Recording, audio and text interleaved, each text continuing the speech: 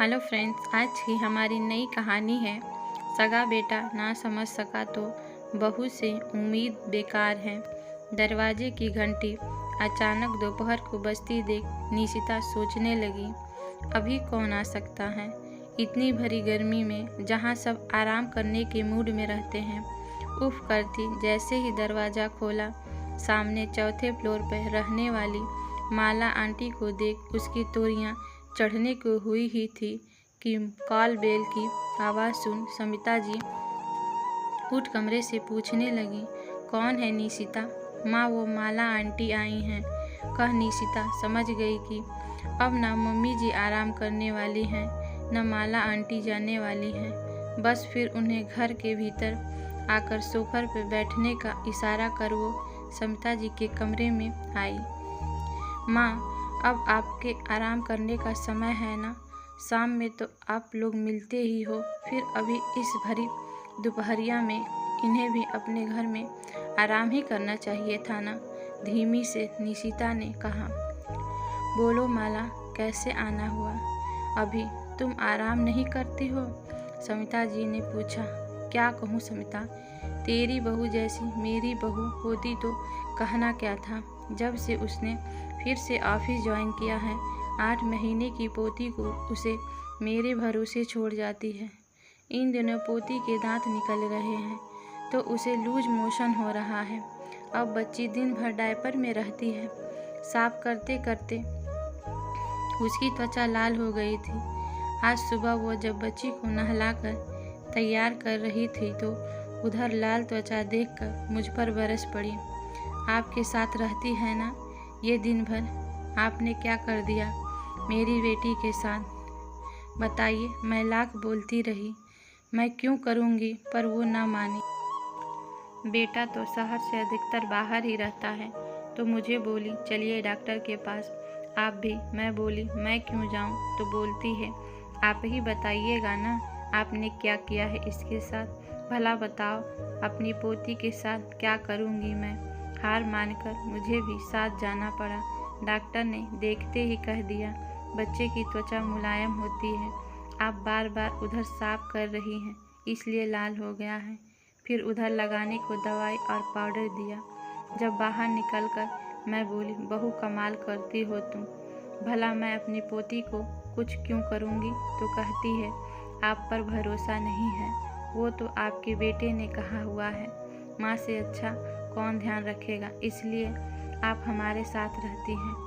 अभी डॉक्टर के पास से आने के बाद दिल जरा भी नहीं लग रहा था, बस इसलिए तुम्हारे पास आ गई। माला की बात सुन समिता जी आश्चर्य से उसे देखने लगी। माला, तुम अपने बेटे से ये सब चर्चा नहीं करती हो? बहू तुम्हारे साथ ऐसा व्यवहार करती है? समिता जी ने पूछा। कोई फ़ायदा नहीं समिता, पुनीत के पिता के गुजर जाने के बाद यही एक बेटा है जिसकी पढ़ाई के लिए गांव घर की ज़मीन सब बेच दी। सिर पे छत होता तो यहाँ से कब की चली जाती। कभी कभी बेटा से कहूँगी भी कि गांव जाने का दिल करता है तो जानती हैं क्या कहता है, अब वहाँ रखा ही क्या है, रहना तो यहीं होगा आपको। और बेटा बहू के मुँह पोस में ऐसा फंसा हुआ है कि माँ के बारे में कुछ सोचता तक नहीं। फिर देखो ना, बेटा प्राइवेट नौकरी करता है, शहर में रहता भी कम है। बहू की सरकारी नौकरी तो उसके एहसान तले दबा रहता है। माला ने कहा। अच्छा ये बताओ, आज फिर तुमने खाना वाना खाया भी है कि नहीं? समिता जी ने पूछा। ऐसे में किसको भूख लगेगी, तुम ही बताओ। माला की आवाज़ से लग रहा था वो अभी रो देंगी। अपने कमरे में निशिता ये सब सुन रही थी। जानती थी सासू माँ अभी रसोई में जाकर माला आंटी के लिए कुछ बनाकर लाएंगी। वो उठकर आई। आप बैठिए माँ, मैं कुछ बनाकर लाती हूँ। निशिता के चेहरे को देख के लग रहा था उसने सारी बातें सुन ली हैं और वो भी माला आंटी को लेकर चिंतित है। वो एक थाली में खाना लेकर आई और प्यार से माला आंटी के कंधे पर हाथ रखते हुए बोली, आप यहाँ आराम से खा लीजिए। माला आंटी को खाते देख सुमिता जी और निशिता की आंखें भर आई। उन्हें देख ऐसा लग रहा था न जाने कितने दिनों बाद कोई प्यार से उन्हें खाना खिला रहा होगा।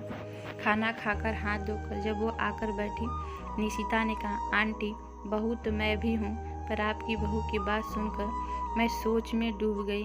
कोई इस हद तक गिर सकता है? एक बात कहूँ, यहाँ पर आपको जब बेटे के साथ रहना ही है तो खुलकर अपनी बात कहिए। जितना डरेंगी दबेंगी आपको ही कष्ट होगा। बहू तो पराई है, पर अपना सगा बेटा ऐसे कैसे कर सकता है? कभी आप उनसे ज़रूर बात कीजिएगा। कोई बेटा इतना नहीं गिर सकता कि माँ की तकलीफ़ से नज़रअंदाज कर जाए।